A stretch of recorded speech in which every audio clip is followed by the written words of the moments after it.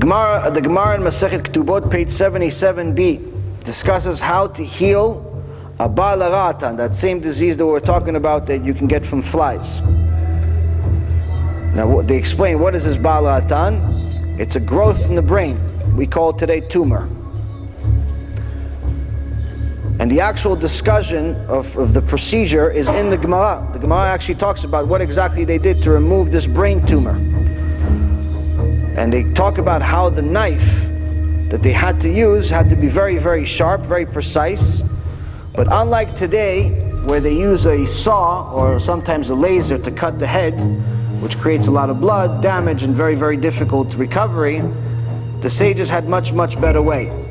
In order to create a hole in the head, in order to take out this Baal Haratan, what do? They put a cream.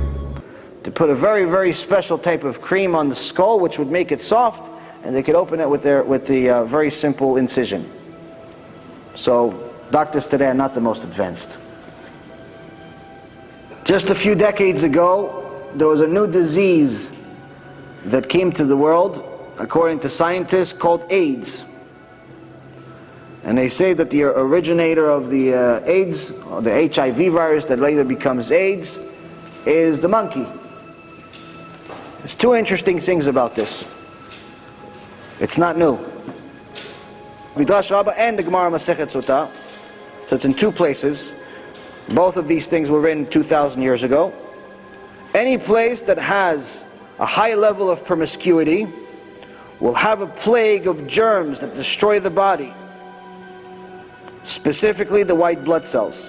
Rabbi Simalai says anywhere that you see znut, which is promiscuity, anywhere that you see immodesty, women walking around half naked,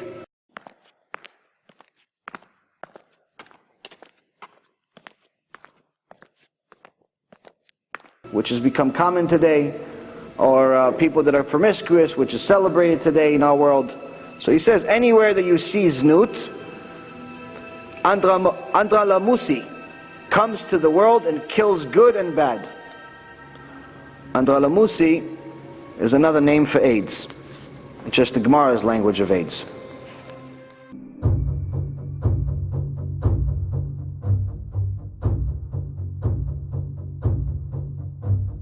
Now one other thing that's very, very interesting about AIDS is something called Torah codes. Torah codes is finding secrets within the Torah using math, using computers and math. Where, for example, if you want to find certain information, let's say, for example, you want to find something that's already happened. So, for example, you want to find information about the Holocaust. The Holocaust has happened, we know that it's happened. So there's different information, relevant words. You want to find where, if the Torah is divine, that means that it has to have all knowledge. Not just knowledge that existed 3,000 years ago. It has to have all knowledge, including today's lecture. So now, you have to have a way to find it. One of the ways of finding it is using something called Torah codes, where you look for a specific word, and the computer program will find this word in the Torah using equal mathematical skips. Meaning that, let's say, for example, you look for the word Hitler in יימח שמו וזכרו. Okay, now you're looking for it obviously in Hebrew. So first you look for the letter Hey, then you look for Yud, because obviously Hitler didn't exist 3,000 years ago. So you have to look for it. How is it going to find it? So if the computer finds this word, he's going to find this word where each one of the separation between each one of the letters has to be equal. Meaning the Hey, let's say there's 50 letters space, and then there's the Yud, and then there's another 50 letters, and then there's another letter, and so on. But it has to be equal mathematical skip.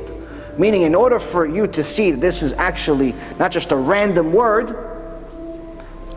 the separation between each one of the letters to make up this word have to be equal. And the lower the number, the more you see that this is intelligent design and not just something that's random. A lot of people try to challenge Torah codes by saying, yeah, we found interesting words even in the book Fiddler on the Roof and Harry Potter and all of these other books. This is complete nonsense. Number one, they didn't find anything relevant. And number two, when I tell you what they actually find in the Torah, you'll understand why there's nothing compared to Torah codes when you actually know what you're talking about. Now, when they looked for Hitler and the Holocaust and all the evil things that they did to us, they find all of these words, all of them, in the same page in the Torah.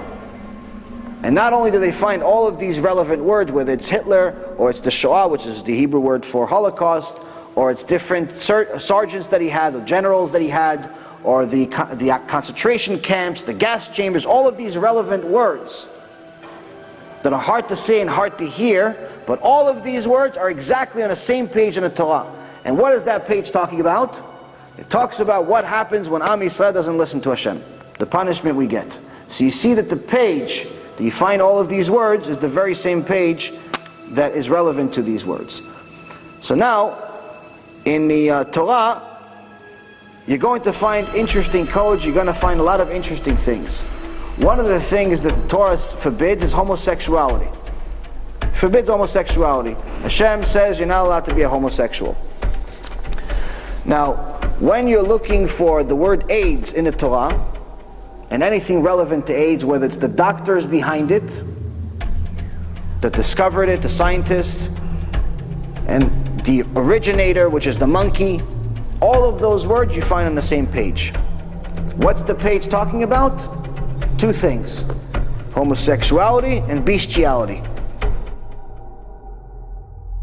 Both of which are in essence, in Hashem's eyes, the same thing. How do we know that bestiality and homosexuality are the same thing in Hashem's eyes? Because every time that the sex crime of homosexuality is mentioned in the Torah, right next to it, it talks about bestiality. To Hashem, it's the same thing. So again, someone that has this problem, I understand, they have a desire, they're born that way. We're not saying we have to kill them.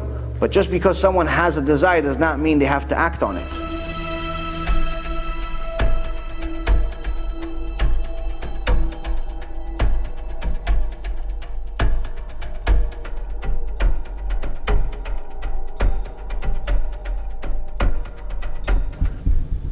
If you have a person that you know that's a kleptomaniac, and they need to steal things, you're not going to invite him into your house. Yeah, but he was born that way. He's a kleptomaniac. Yeah, but let him be a kleptomaniac somewhere else. I don't want him to steal my stuff. Or if one of your children, chas v'shalom, has a friend that's a pyromaniac, likes to light things on fire.